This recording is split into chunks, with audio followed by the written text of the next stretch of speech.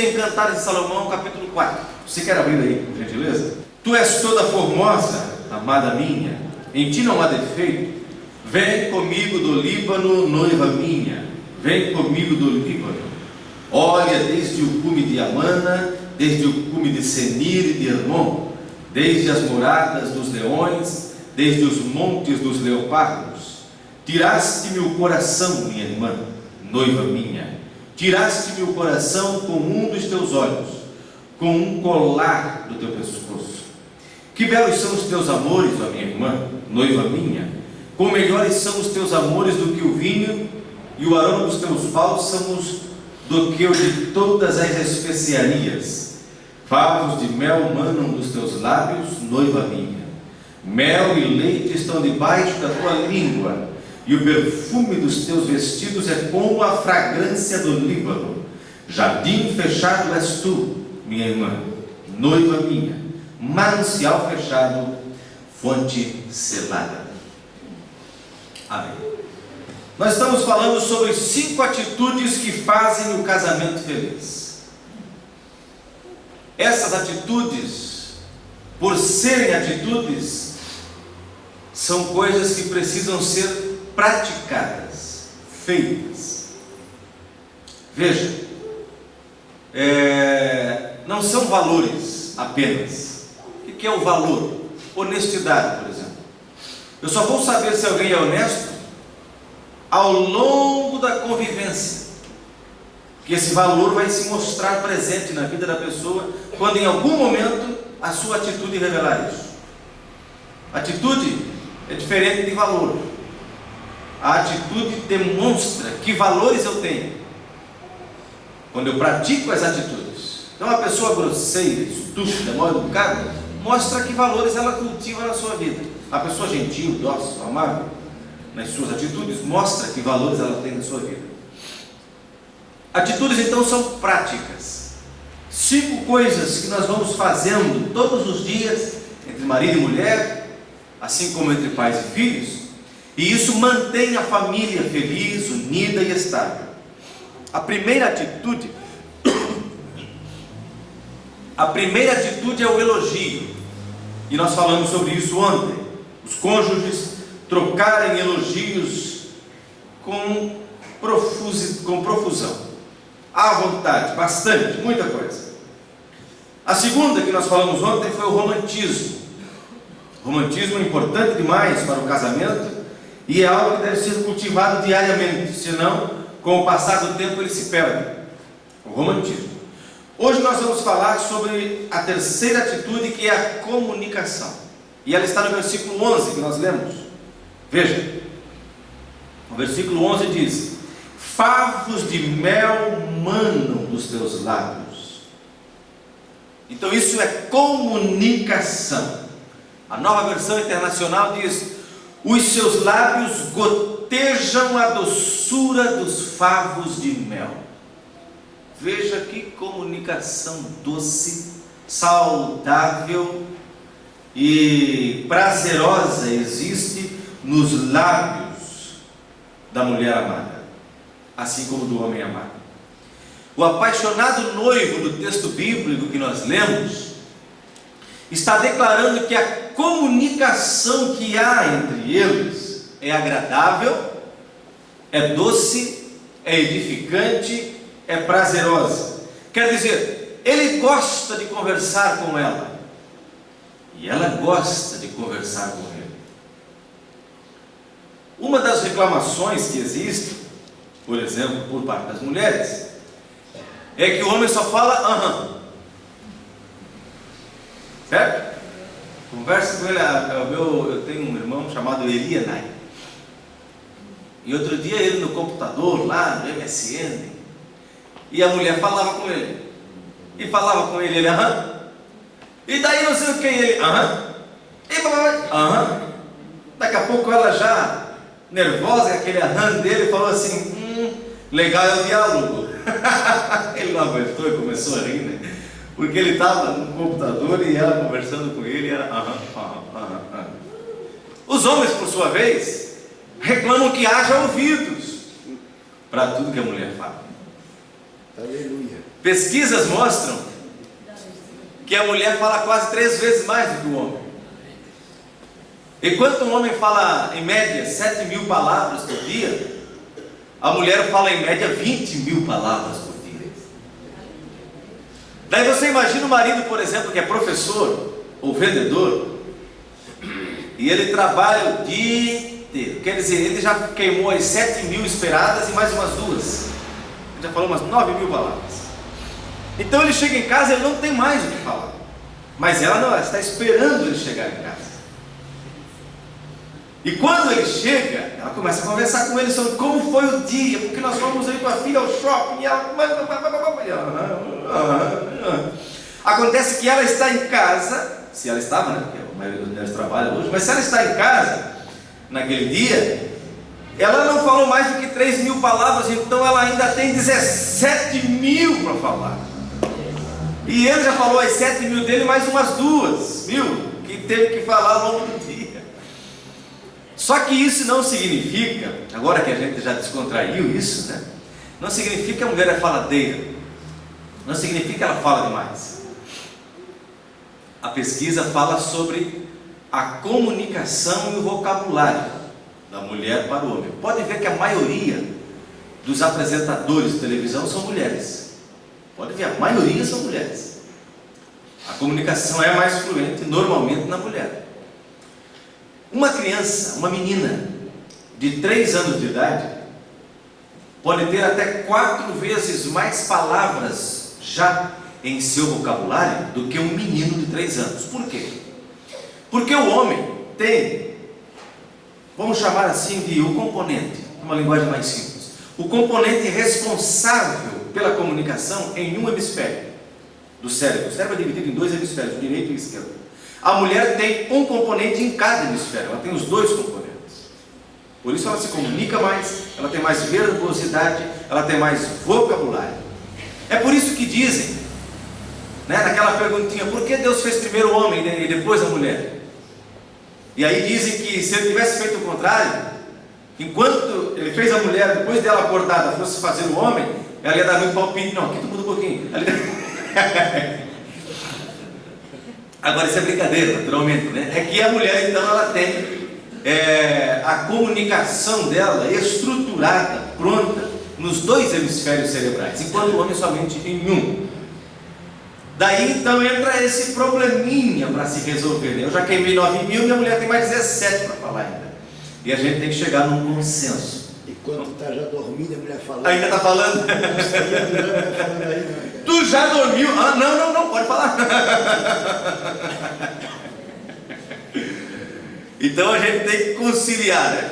Quem sabe chegar em casa e fazer um acordo. Seguinte, quantas mil tu já falou? Aí olha no computador, já foi 2.900. Então você tem ainda 7.100. Vamos fazer o seguinte: você queima 5.000 eu escuto. As outras 2.000 tu me dá de gorjeta.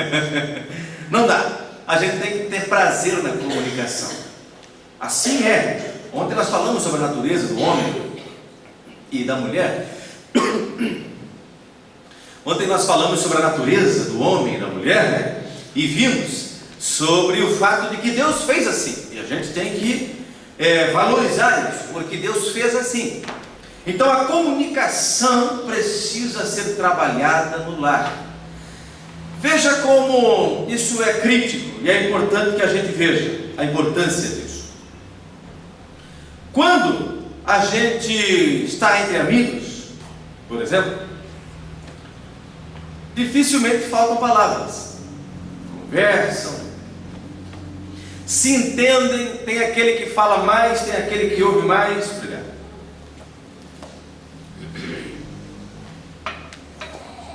Mas em casa, naquela rotina diária, acaba diminuindo a comunicação, de maneira que cada vez mais os casais estão se isolando, estão criando casulos, embora vivam debaixo do mesmo teto. A comunicação tem sido sensivelmente prejudicada, não há mais, em muitos casos, na maioria dos casos, comunicação saudável entre marido e mulher. Quando a gente se preocupa com o elogio, isso tem a ver com comunicação. Nós falamos ontem sobre o elogio. O elogio é uma parte importante da comunicação.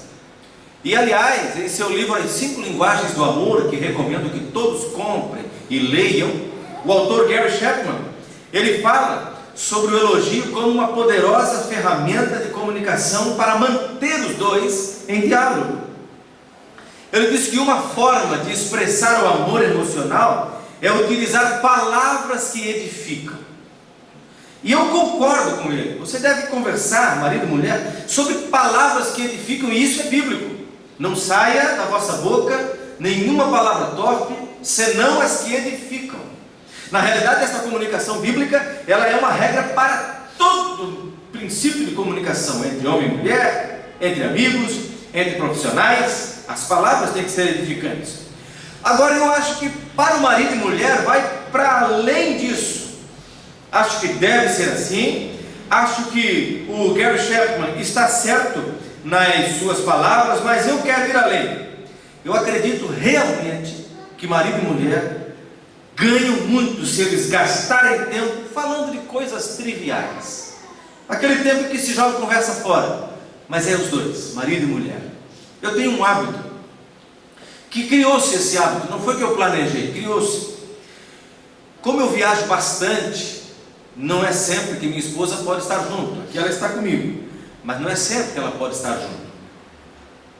E as crianças estudam, algumas viagens são longas e requer às vezes algum distanciamento. Além de trabalhar numa faculdade, trabalhar bastante lá e continuar estudando, eu ainda estudo bastante, e ela também estuda, está terminando uma faculdade. Então a gente acaba, todo mundo, todos vocês aqui, tem aquela correria normal do dia a dia. Leva o filho para a escola, vai buscar a escola, o marido trabalha num horário, a mulher trabalha no outro, e a realidade da família brasileira mudou. É assim hoje, tão corrida, tão difícil. Então eu tenho um hábito que acabou se criando naturalmente. No café da manhã, as crianças acabam de comer e vão para a sala brincar, assistir alguma coisa, sei lá o que fazer. E eu costumo sempre, depois do café da manhã, depois que comi, tomar uma xícara de café, só tomando café devagarzinho. Eu tomo devagar o café, isso já é próprio meu. E aí nós dois vamos conversando na mesa, Gisele e eu, bastante, passa tempo, 30 minutos, 40 minutos, e aquele tempo nosso é quase sagrado, dificilmente ele falha. E eu acho que isso tem um valor tão grande, que quando falta um pouquinho, tipo na terça-feira de manhã nós temos a nossa reunião dos obreiros integrados em Joinville, já não estou em casa. E daí, se acontece que na quarta-feira de manhã eu ter algum compromisso cedo, que não dá para ficar em casa para café, logo lá pela quinta-feira ela diz: não vai tomar café hoje em casa? Quer dizer, faz falta para nós esse tempo daquela conversa que a gente joga fora, aquelas trivialidades. Tem vezes que eu estou assim observando, né? O carro, marido e mulher. Se você notar, normalmente a mulher está falando alguma coisa e o marido está balançando a cabeça. E ele está falando assim: está vendo que eu estou no trânsito? Mas tem horas que você vê que a conversa está fluindo entre duas pessoas de uma forma que você diz: poxa, que comunicação boa está acontecendo ali. Então a comunicação é importante demais no casamento. Gaste tempo jogando conversa fora. Conversem bastante. Falem sobre as mínimas coisas. Contem um para o outro o que é que está acontecendo, como está indo no serviço. Converse, apenas converse. A conversa comunicativa, sempre ela nunca tem pauta. Bom, vamos ver qual é a próxima pauta. Isso é coisa de reunião formal. Já percebeu como é que é a conversa entre dois amigos? Ela vai fluindo, uma coisa chama a outra. Começaram no sul, terminaram no norte. Já percebeu que é assim? Não existe pauta para nortear a conversa, o bate-papo. Não existe. Só existe pauta para reuniões formais. E ainda tem que ser conduzidas por quem gosta de pauta, senão também vai levando assim. Na conversa não pode haver, vamos conversando, deixe que ela flua. Uma palavra vai puxando outra, que não tinha nada a ver com o assunto anterior, e assim vão se passando horas e mais horas e mais horas. Era assim no namoro, falamos sobre isso ontem. Era assim no namoro. Como é que um casal de namorados fica 4 horas?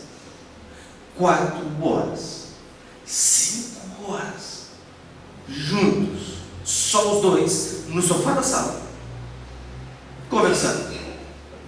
Obviamente que estamos falando dos namorados que ainda precisam namorar no sofá da sala. Esperamos, né, os filhos dos pais crentes e tal.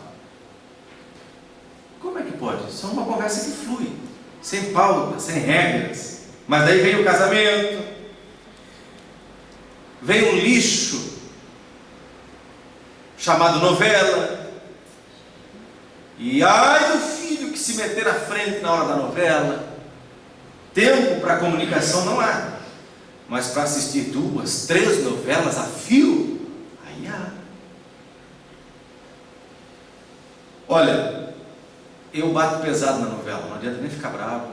Eu sei que arrumo inimigos e inimigas, porque o que tem de homem noveleiro, até pouco tempo atrás, novela era coisa de mulher. O que tem de homem viciadinho em novela hoje, não é mole. Para mim chega a dar vergonha para a raça, chega a dar vergonha para o gênero.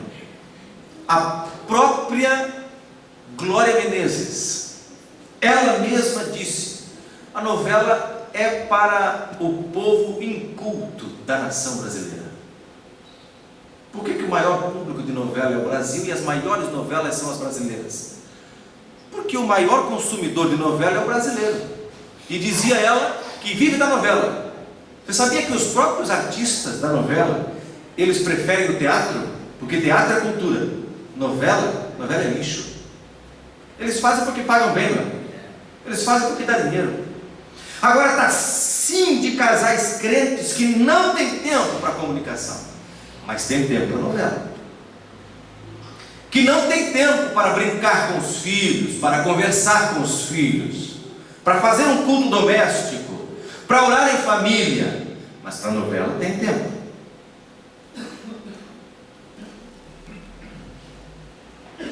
E você quer saber a minha opinião? Na nossa casa não tem novela.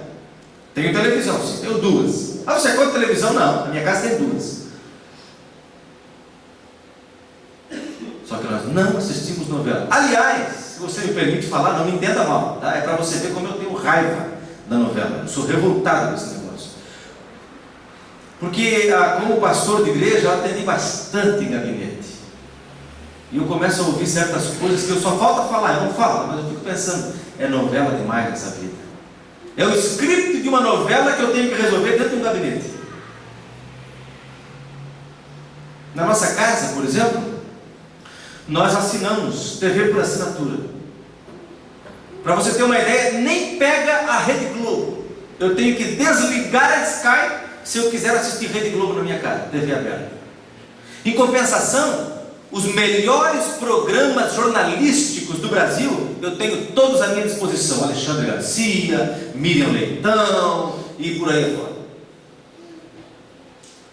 Não gosto de novela. Sou contra a novela. Sou inimigo de novela. E falo abertamente contra essa porcaria que os lares evangélicos brasileiros estão cheios. Deus queira que não seja o seu caso. Mesmo porque são inverdades, né? São exatamente inverdades, mentiras, enredos fictícios, e são sempre a mesma coisa. Toda novela tem alguém que foi abandonado quando criança e voltou para se vingar daquele que lhe roubou a herança de fortuna, um casal que enfrenta um dilema porque a filha descobre-se lésbica e quer viver com outra mulher, ou o filho descobre-se gay e quer viver com outro homem. E aí esse dilema, como os pais têm que lidar, é uma educação mundana que tem o propósito de ensinar os pais a tolerarem a homossexualidade do seu filho, assim como difundir a ideia de que isso é válido. Contra preconceitos. Nós somos contra preconceitos. Todo o enredo é repetido. A mulher traída que não aceita o que aconteceu e que vai devolver o troco na mesma moeda, ou o homem traído, um desses casos. É aquela história toda. É sempre a mesma coisa. E sempre está assim de trouxa, torcendo. Ai, tomara que hoje ela dê um tapa na cara dele. Eu fico nervoso. Eu tive que voltar correndo da convenção para casa porque meu filho teve um problema de saúde. Cheguei no domingo e na terça-feira eu tive que voltar para casa. E aí fui para o Hospital Materno Infantil Géser Amarante, em Joinville, passar a noite com meu filho. E sabe que tinha mães acompanhando filho e filha, que iam para a sala da recreação, que era para ser para as crianças, para não perder a novela no hospital. Deixava o filho entubado na cama, com um negocinho lá tomando, e ia para a sala da recreação assistir novela.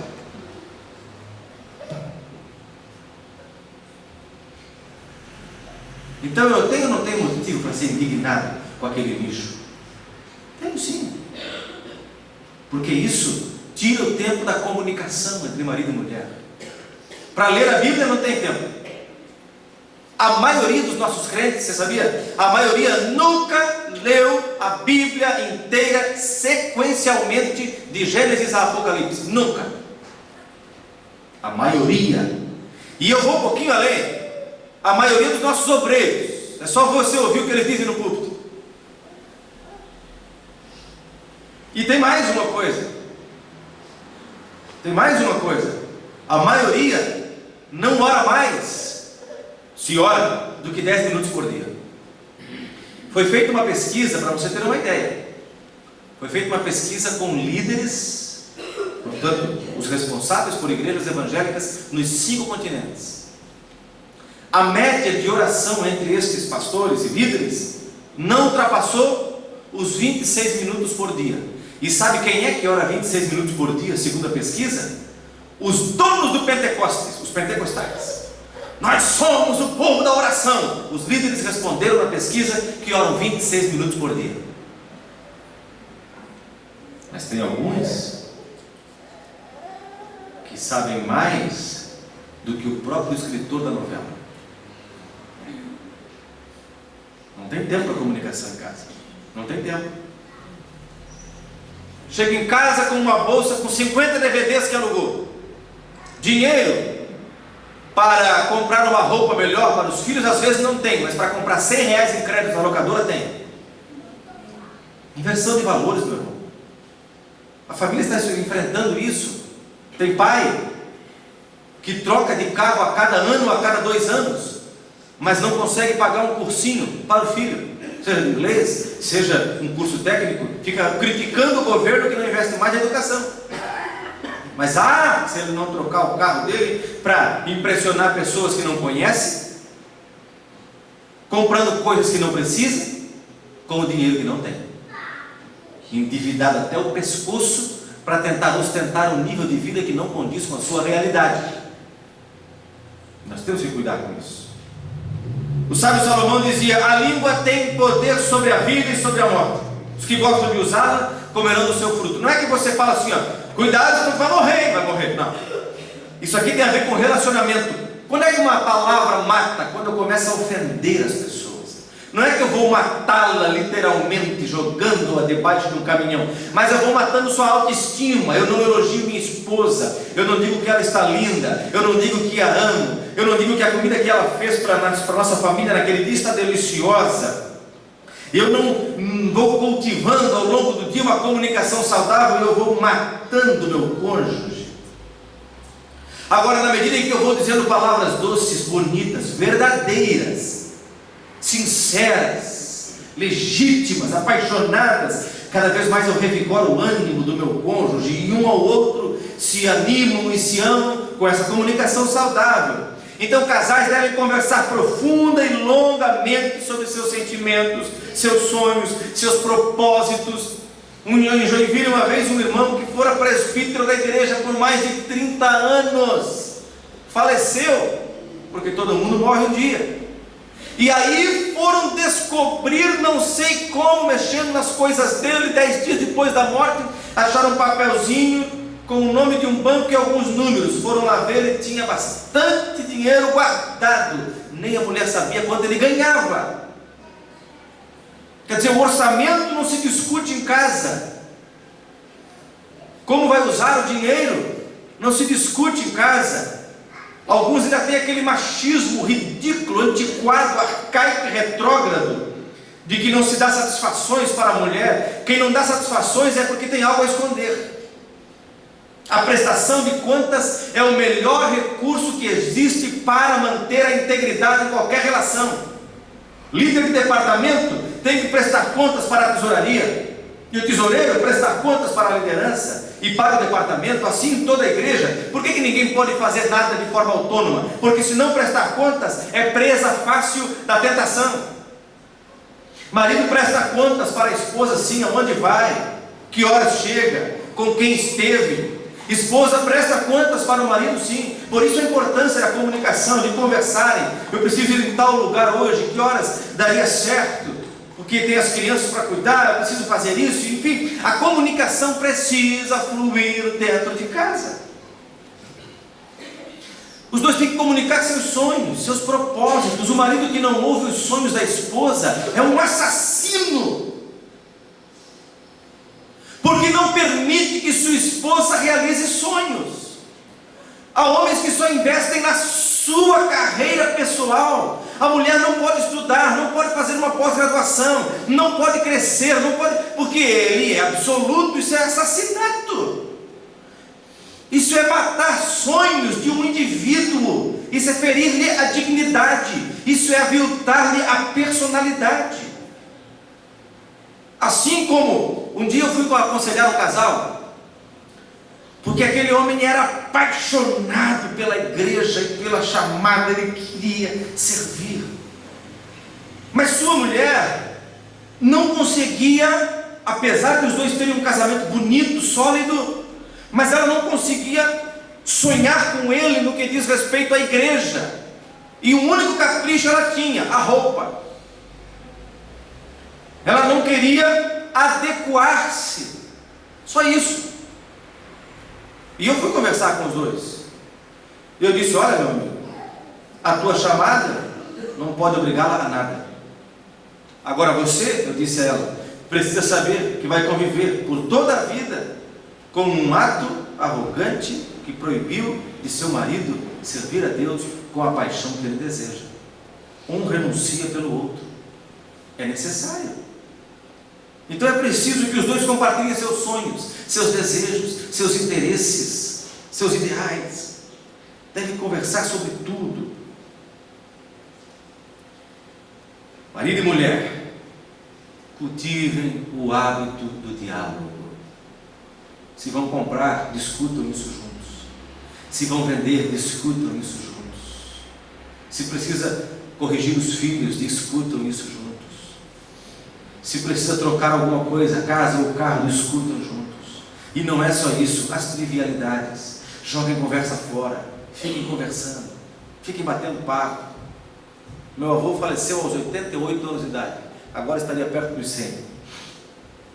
Minha avó foi uma mulher que, desde os 40 anos de idade dos dois, ela contraiu uma doença mental, e vez por outra ela é internada em hospitais psiquiátricos, e isso, além de tudo, foi também degenerando o seu organismo, e ela foi envelhecendo. Acho que tu lembra do Vobílio, né? Conheceu, né?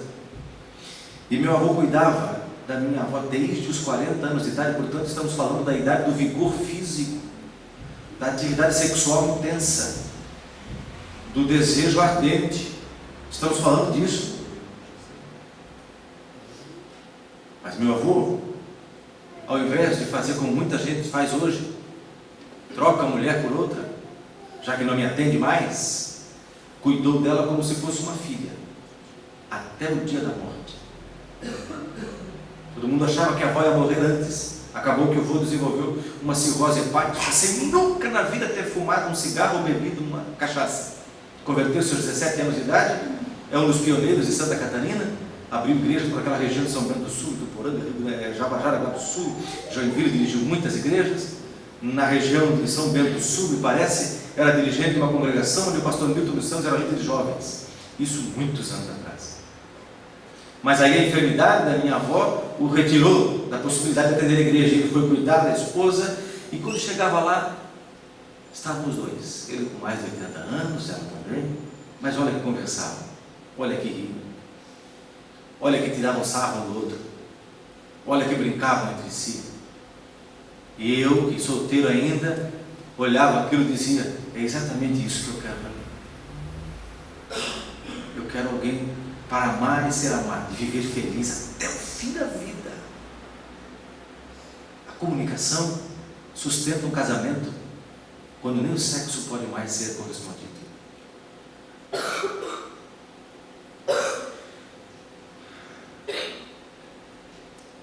Para refletir e agir. Há horas em que o melhor auxílio que o casamento tem é a amizade serena, dialogável, interlocutora, sacerdotista, companheira. No ministério, quantas vezes entramos em crise e quem nos segura com palavras de ânimo, com palavras de estímulo é a esposa? Quantas vezes? Quantas vezes? Porque tem diálogo, porque tem conversa. Por isso que eu chamo aqui de amizade serena, dialogável, sacerdotista, companheira. Então é preciso nutrir a comunicação. Comuniquem-se mais, conversem mais. Quanto mais, melhor.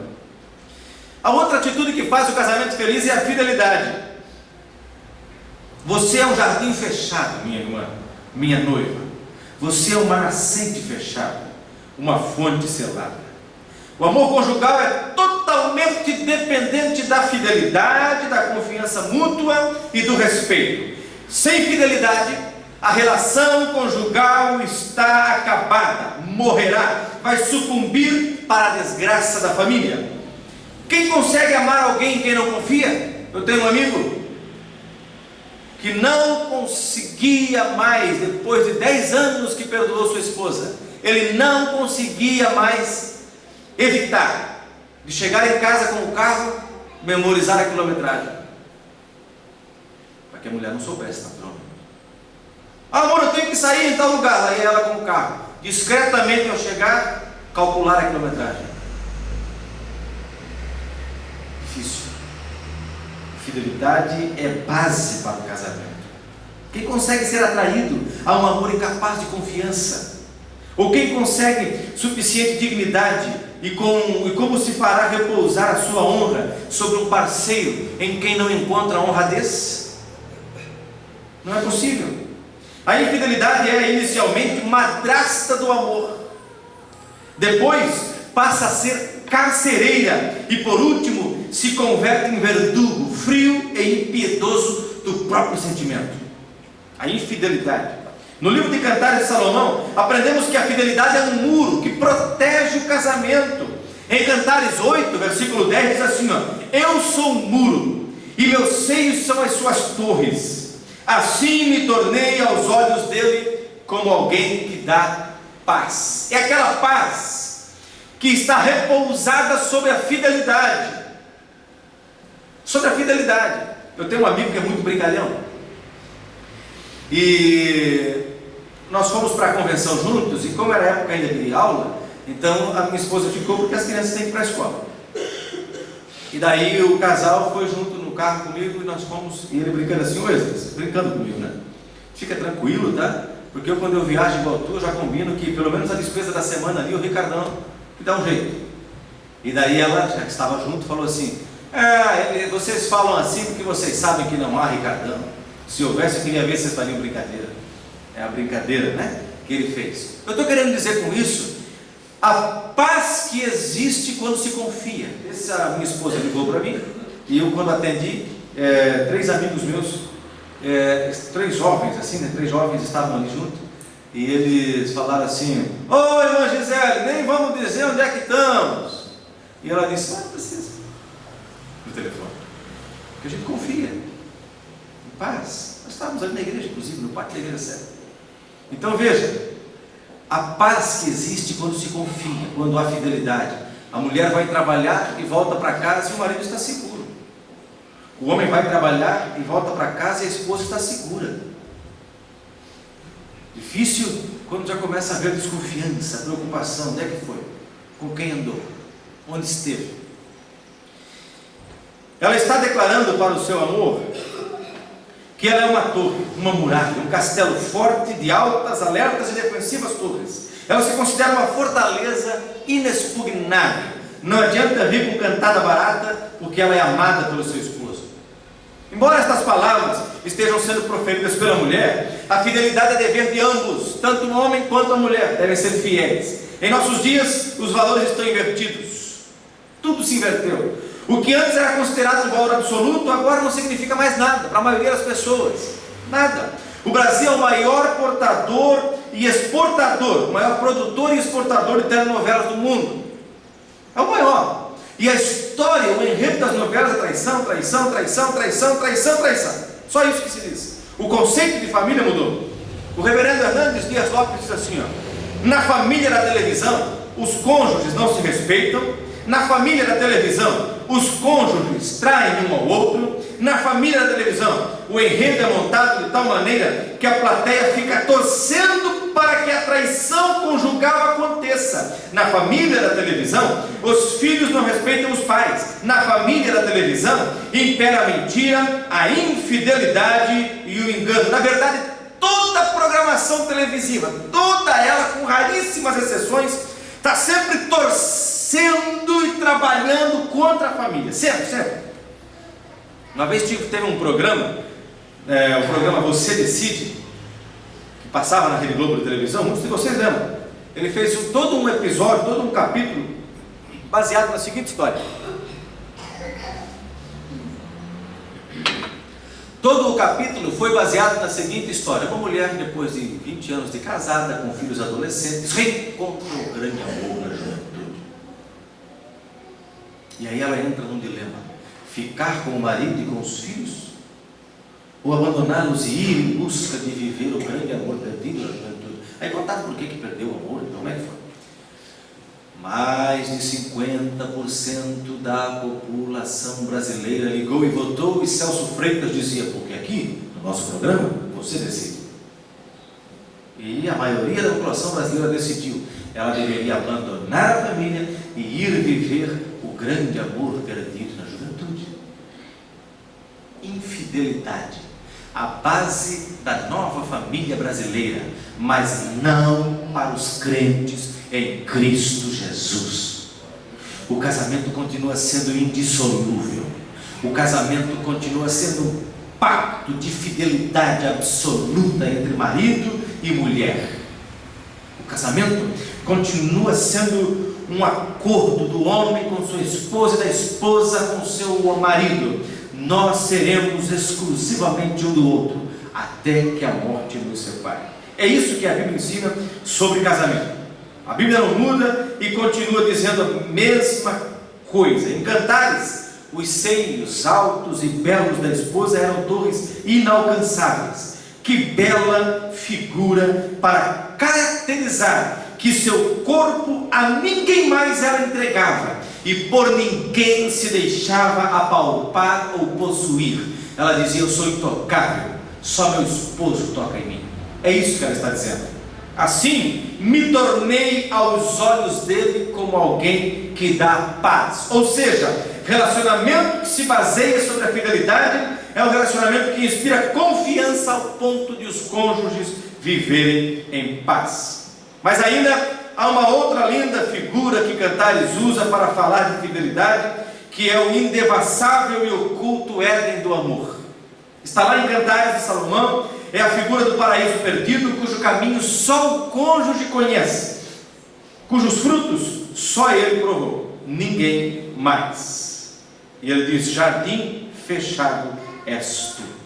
Essa é uma das mais lindas figuras da Bíblia. Ninguém experimentou este jardim, ninguém tocou nestes frutos, ninguém chegou perto deles. Só eu conheço o caminho deste jardim, ninguém mais. É assim que o casamento é descrito na Bíblia. Que amor se mantém inteiro sob a suspeita de que o outro já bebeu ocultamente da fonte? Outro já experimentou. Qual é o amor que sobrevive incólume, intacto? Nenhum. Sempre fica uma rusga, sempre fica uma mancha. A paz e a alegria que se busca na vida conjugal repousam sobre a fidelidade. Tem um livro interessante, uma história bonita, O Pequeno Príncipe, do Saint-Exupéry.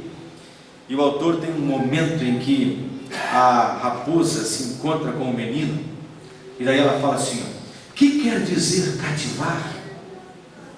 Significa criar laços. Criar laços? Exatamente, disse a raposa ao menino. Tu não és ainda para mim, senão um garoto inteiramente igual a 100.000 outros garotos. E eu não tenho necessidade de ti. E tu também não tens necessidade de mim. Não passo aos teus olhos de uma raposa igual a 100.000 outras raposas. Mas, se tu me cativas, nós teremos necessidade um do outro. Serás para mim único no mundo, e eu serei para ti única no mundo. Esse é o princípio da fidelidade. Marido e mulher, cultivem a fidelidade em seu casamento.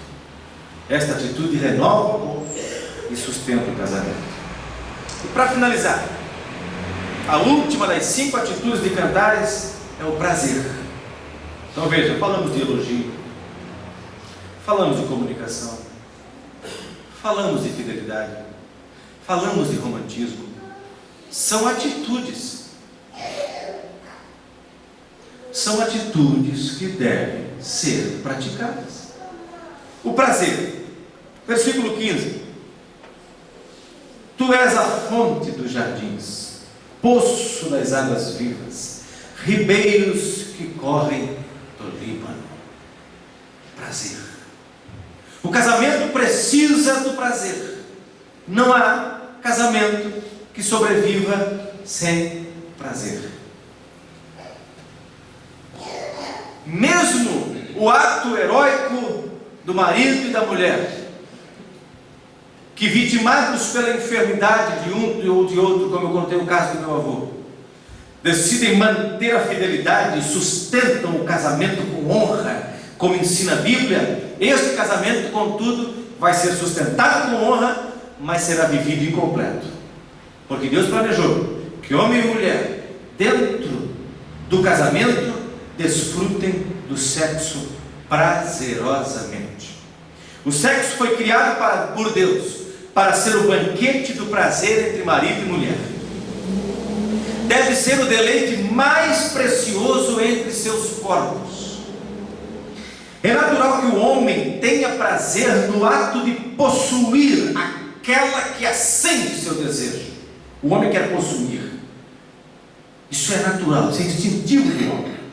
É natural que a mulher tenha prazer recebendo, ou tenha prazer sabendo que faz nascer na alma do seu marido o desejo de possuí-la. Então veja como Deus fez as coisas perfeitas. O homem quer possuir, a mulher quer se entregar. É assim que funciona a estrutura emocional e psicológica do relacionamento sexual. Enquanto o homem quer possuir, a mulher quer se entregar. Homem e mulher são assim: o homem possui, a mulher quer ser possuída. A mulher tem o desejo de que o homem queira possuí-la. Agora, o possuir aqui não é a possessividade. O possuir aqui é o desejo de tê-la. A mulher quer que esse possuir seja baseado no prazer que ela inspira nele, no prazer que ela desperta nele.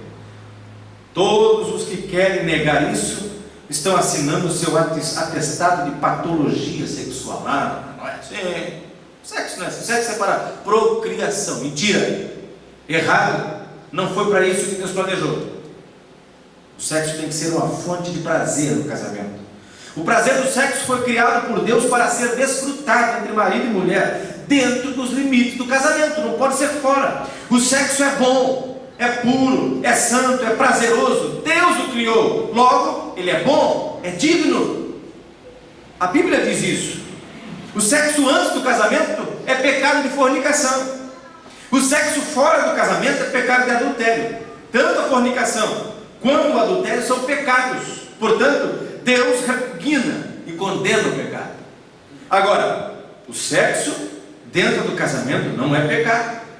Enquanto a fornicação e o adultério assim como toda forma de pornografia, promiscuidade, tudo isso são pecados e portanto são condenados por Deus.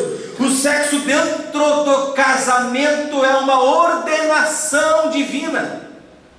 Veja o que diz a Bíblia: não se recusem um ao outro, exceto por mútuo consentimento e durante certo tempo, para se dedicarem à oração.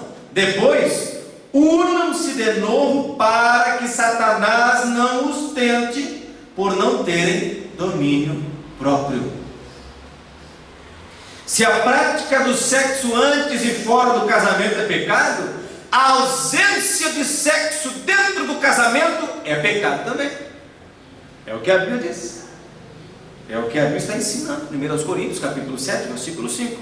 O sexo prazeroso deve ser desfrutado num leito sem mácula, sem mancha.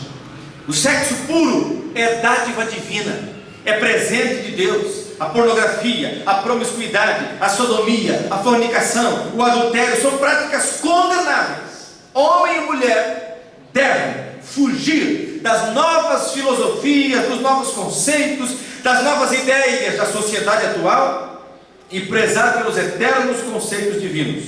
O sexo, dentro dos padrões de Deus, é uma grande fonte de prazer, a ser desfrutada pelo marido e pela esposa. O marido deve ter o prazer do sexo desfrutado na sua esposa. O corpo da sua esposa é a fonte de prazer do esposo, assim como o corpo do esposo é a fonte de prazer da esposa. A Bíblia ensina assim, a Bíblia fala assim. É uma fonte geradora de prazer para o casamento.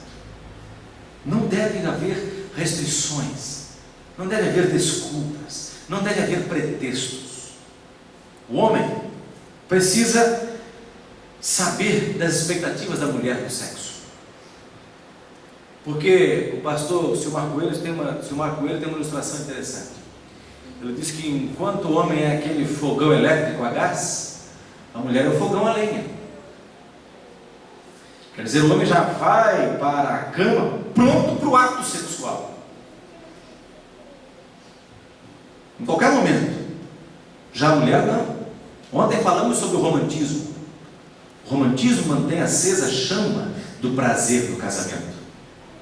O homem precisa conquistar a esposa todos os dias para que o sexo seja como a Bíblia ensina. Não são poucos os casos de separação porque o sexo não é prazer dentro do casamento. Linguagens absurdas, se fossem gravadas, assustariam.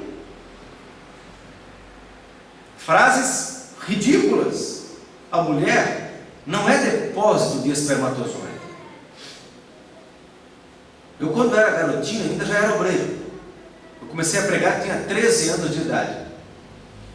Lá na antiga congregação de Ibupeva, aos 14 anos de idade, eu já era o líder da mocidade. Então eu participava das reuniões de obreiros. Eu ouvi uma vez um obreiro que foi falar para os obreiros, dizendo assim: irmãos, temos que ajudar os nossos jovens, porque nós, homens, quando queremos, nós temos a mulher lá, nossa válvula de escape, mas eles não podem fazer sexo. Olha o conceito que tinha aquele homem do sexo com a sua esposa.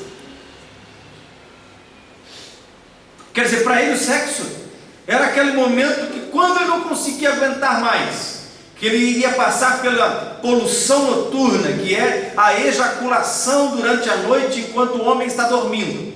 Este recurso é um recurso que o próprio Deus criou dentro do ser humano. O homem tem uma coisa dentro dele chamada poluição noturna. Ocorre aqui na adolescência e na juventude, com os hormônios à flor da pele, e ele tendo repressão, porque ele não pode, de fato a Bíblia condena, e é pecado o sexo fora do casamento. Então, os pais cujos filhos são adolescentes já viram, já sabem o que é isso, de o menino acordar e ele ter ejaculado espermatozoide durante a noite, sozinho em casa durante a noite, dormindo. Isso é o próprio corpo passando por esse processo natural, chamado poluição noturna. Então aquele homem estava dizendo que, para não ejacular na cueca dormindo, ele tinha uma mulher, sua válvula de escape. Que conceito é esse?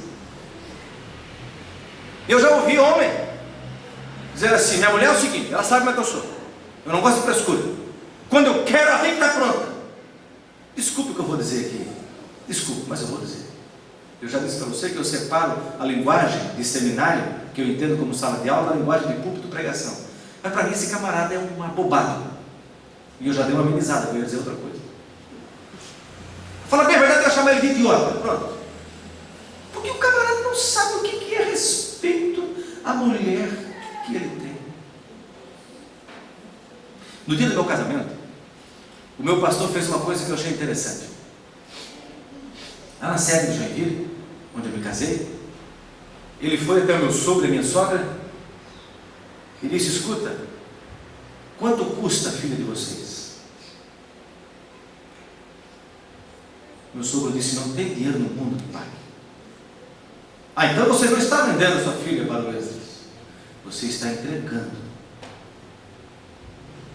Pois foram meus pais que fez a mesma pergunta: quanto custa o Esdras? Não tem dinheiro no mundo que pague. E tem outra coisa interessante aqui. Meu sogro é um empresário bem sucedido. Não tem dinheiro no mundo que pague minha filha.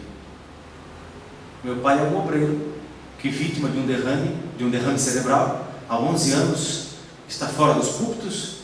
Como naquele momento ele já não estava mais integrado, havia ido ser itinerante, até hoje vive de ajudas que ganha, porque não aposentou-se. Minha mãe, aos 63 anos de idade, trabalha em 2 empregos para ajudar no orçamento doméstico, mas não tem dinheiro que pague, seja empresário ou seja alguém que não tem a mesma condição. O filho está acima da condição social. Então, meu irmão, a mulher que está ao seu lado não tem dote no mundo que pagar se os pais entregaram para você. Cuida dela, ama, e no amor o homem fica sempre devendo. Não adianta, é no lombo do homem que o chicote pega mais grosso e mais forte. Porque o homem tem um instinto que ele precisa controlar. Ele precisa saber que a mulher tem que ser conquistada. E tem outra coisa. A Bíblia diz assim, ó: maridos, amem as suas mulheres como padrão, modelo. Cristo amou a igreja. Que amor é esse? E a si mesmo entregou-se por ela. Deve amar. O modelo é Jesus, e a lição é: ele entregou-se, ele esvaziou-se. Não importa como eu sou, importa o que ela precisa. Esse é o amor que Deus requer do homem. Tem um pensamento que eu gosto muito, é que um dia Deus vai chegar assim para mim e vai dizer: Esdras, nós temos que acertar uma conta, porque o Sérgio e a Ana, presbítero da igreja, casal de crentes, entregaram para você uma moça bonita, pura, menina linda, moça, tinha 19 anos de idade, 20 quando casamos, e ela tinha tudo que um pai e uma mãe faz por um filho. Com dinheiro ou sem dinheiro, o pai faz tudo, ele dá a vida dele pelos filhos. Quem é o pai e a mãe que não dá sua vida pelos filhos? Depois que vem os filhos, nós existimos para eles, não é mais para nós. Não é assim? Foi assim que você recebeu a Gisele, Esdras. Agora vamos ver como é que você trouxe a Gisele para mim. Magoada pelas tuas palavras? Ofendida pela tua infidelidade? Manchada pela tua grosseria? Traumatizada pela tua estupidez? Ou aperfeiçoada pelo teu amor, melhorada pelo relacionamento de vocês? A mesma pergunta Deus fará às mulheres. Vamos ver o marido que você trouxe de volta para mim, que passou uma vida inteira lamentando o dia que casou, porque pior do que uma goteira batendo em cima da lata a noite inteira é a mulher rixosa, diz a Bíblia. É o que diz a Bíblia. É a mulher que o marido entra, ela já tem reclamação para dizer até o dia que ele sair de volta de casa de manhã para trabalhar. Então o amor entre marido e mulher tem que ser instrumento de aperfeiçoamento mútuo. Eu preciso agradecer a Deus todos os dias, porque minha mulher já me aperfeiçoou muito, e eu espero que ela possa dizer o mesmo de mim, mas deixa eu dizer depois, porque nós precisamos nos amar assim. Então o sexo dentro do casamento é vital, é importante. O homem precisa dar carinho à mulher, o homem precisa dar romantismo a ela, o homem precisa dar flores, presentes. E a mulher moderna, um pouquinho mais do que flores de presentes, ela gosta do cartão de crédito. Então combina no orçamento e dá o cartão de crédito. Ó, o nosso orçamento permite que você gaste tanto, mas pelo menos você deu, vai lá e compra. Ela até quer ter o gosto de ir lá comprar também, né? Tem uns que já são mais afortunados, dá logo dinheiro, manda lá que ela já negocia, ganha até um descontinho à vista. Mas permita. No dia do meu casamento, alguém reclamou para minha esposa: Deus, eu queria tanto ir na cabeleireira, mas ele não deixa, porque queria ir para o casamento, né? Aquela coisa que a mulher gosta, né? Vai na cabeleireira. Antigamente era o bob, né? Dormia a noite inteira de um lado para não estragar o bob do lado de cá. Aí 7 horas da manhã corria colocar bob do outro lado. Hoje não se usa mais, antigamente era assim, então a mulher quer ir na cabeleireira, mudar o visual, né? Mas ele família não deixava. Mas depois, quando eu chegar em casa à noite, tem que estar pronto. Isso é um absurdo. O sexo é para ser fonte de prazer, não de manipulação. O sexo é para ser fonte de alegria, não de tortura. A mulher não pode simplesmente ir para a cama pensando: bom, ele que faça o que ele quer, depois que acabar o serviço, toma um banho, vai e vamos dormir, acabou. Ela precisa estar tão desejosa daquele momento como ele está. E isso se faz ao longo do dia. Por isso ontem eu citei o autor que diz que o sexo começa no café da manhã, com o bilhetinho que se deixa na mesa se você sai antes da mulher se acordar, com o telefonema que você dá ao longo do dia, declarando palavras de amor, carinho, romantismo e sedução também para ela, porque a mulher quer ouvir essas coisas. O sexo se faz assim. Para a mulher é muito mais o romantismo que envolve do que o ato no momento. E o abobadão do homem acha que o que interessa é a performance. Eu sou um garanhão, garanhão nada, é uma bobagem. É isso que ele é, porque não respeita o sentimento e o desejo da esposa. Agora, o sexo construído assim, ao longo do dia, fechada a porta do quarto, os filhos foram dormir, transforma-se este quarto no que a Bíblia chama de Éden perdido do amor, numa linguagem de inferência. Um jardim fechado, uma fonte selada, prazer indescritível entre marido e mulher. Então, para terminar, nos últimos 3 minutos que eu tenho, não se deve esquecer nem o marido nem a mulher que o corpo é parte fundamental para o sexo. Então é bom dar uma cuidadinha, obviamente, principalmente os mais jovens, né?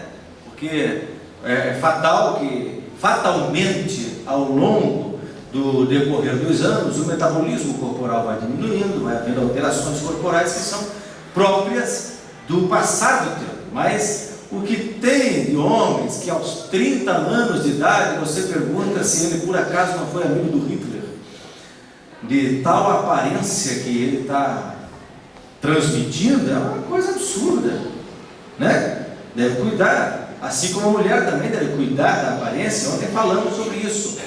Cuidar, porque o corpo é parte fundamental dessa relação sexual que é feita entre os corpos, que é feita no tocar, que é feita no abraçar, que é feita nessa relação concreta, real, de 2 corpos, marido e mulher. Então deve se cuidar, deve manter a aparência. Para refletir e agir, veja o que diz a Bíblia: entrei em meu jardim, minha irmã, minha noiva, ajuntei a minha mirra com as minhas especiarias, comi o meu favo e o meu mel, bebi o meu vinho e o meu leite. Eu estava quase dormindo, mas o meu coração estava acordado. O meu amado está batendo. Abra minha porta, minha irmã, minha querida, minha pomba, minha mulher ideal, pois a minha cabeça está encharcada de orvalho, o meu cabelo da umidade da noite. Já tirei a túnica, terei que vestir-me de novo. Já lavei os pés, terei que sujá-los de novo. O meu amado pôs a mão por uma abertura da tranca. Meu coração começou a palpitar por causa dele. Levantei-me para abrir a porta, minhas mãos destilavam mirra, meus dedos vertiam mirra na maçaneta da tranca. Como são lindos os seus pés, calçados com sandálias, ó filha do príncipe! As curvas das suas coxas são como joias, obra das mãos de um artífice. Seu umbigo é uma taça redonda onde nunca falta o vinho de boa mistura. É que muitos não estão acostumados a ler a Bíblia, e daí acham que isso não está na Bíblia. Sua cintura é um monte de trigo cercado de lírios, seus seios são como 2 filhotes de corça, gêmeos de uma gazela, seu pescoço é como uma torre de marfim, seus olhos são como os açudes de Asmon, junto à porta de Bat-Rabim. Seu nariz é como a torre do Líbano voltada para Damasco, sua cabeça se eleva como o Monte Carmelo, seus cabelos soltos têm reflexos de púrpura. O rei caiu, prisioneiro das suas ondas. Como você é linda, como você me agrada, ó amor, com suas delícias. Seu porte é como o da palmeira e os seus seios como cachos de frutos. Eu disse: subirei a palmeira e eu me apossarei dos seus frutos. Sejam os seus seios como os cachos da videira, o aroma da sua respiração como maçãs, e a sua boca como o melhor vinho, vinho que flui suavemente para o meu amado, escorrendo suavemente sobre os lábios de quem já vai adormecendo. Eu pertenço ao meu amado, e ele me deseja. Venha, meu amado, vamos fugir para o campo, passemos a noite nos povoados, vamos cedo para as vinhas, para ver as videiras que brotaram e as suas flores se abriram, e se as romãs estão em flor, ali eu lhe darei o meu amor. As mandrágoras exalam o seu perfume, e a nossa porta há todo tipo de frutos finos, secos e frescos, que reservei para você, meu amado. Trechos dos capítulos 5 e 7 de Cantares de Salomão. Marido e mulher, amem-se, entreguem-se totalmente um ao outro, com dedicação e devoção. Desfrutem o sexo em seu amor conjugal como sua maior fonte de prazer e deleite. Essa atitude renova o amor e sustenta o casamento. Amém? Vamos ficar em pé? Elogiem muito um ao outro. Sejam românticos, extremamente românticos um com o outro. Sejam comunicativos. Conversem, joga a conversa fora. Sejam fiéis, comprometidos e desfrutem do prazer do sexo, deleitando-se um no outro. E isso seja feito para a glória do Senhor Jesus. Esse casamento permanecerá, prevalecerá a todas as vicissitudes da vida e chegará no final da história como um referencial para os filhos, para os netos e para todos aqueles que conheceram este casal que seguiu o casamento à luz da Bíblia. Vamos orar pelas famílias, pelos casais. Vamos orar. As famílias estão sendo atacadas, os conceitos estão invertidos, mas a igreja de Cristo está aqui na terra para dizer como a Bíblia planejou o casamento. Querido Deus, nós te adoramos e te agradecemos pelos momentos que tivemos juntos falando sobre o casamento. Abençoa, Senhor, os casais que aqui se encontram. Obrigado, Deus. Abençoa, Senhor, marido e mulher. Que haja, Senhor, comunicação, elogio, romantismo, fidelidade, compromisso. Que haja prazer, Senhor, entre estes casais, respectivamente. E que possam ser, Senhor, casais abençoadores. Que abençoam outros casais. Que abençoam outras famílias. E que tragam pessoas para a igreja para aprender como a Bíblia ensina que deve ser o casamento. Deus, no nome de Jesus Cristo, eu te agradeço por cada casal que está aqui nesta manhã. Eu te agradeço por esse momento que eles dedicaram para juntos nós recapitularmos, revermos o que a Bíblia nos ensina e voltarmos para casa mais agradecidos a Deus pelo nosso cônjuge, mais agradecidos a Deus pela nossa relação conjugal e mais dedicados ao nosso casamento. Abençoa as famílias desta igreja, no nome de Jesus. Amém. Deus abençoe a todos.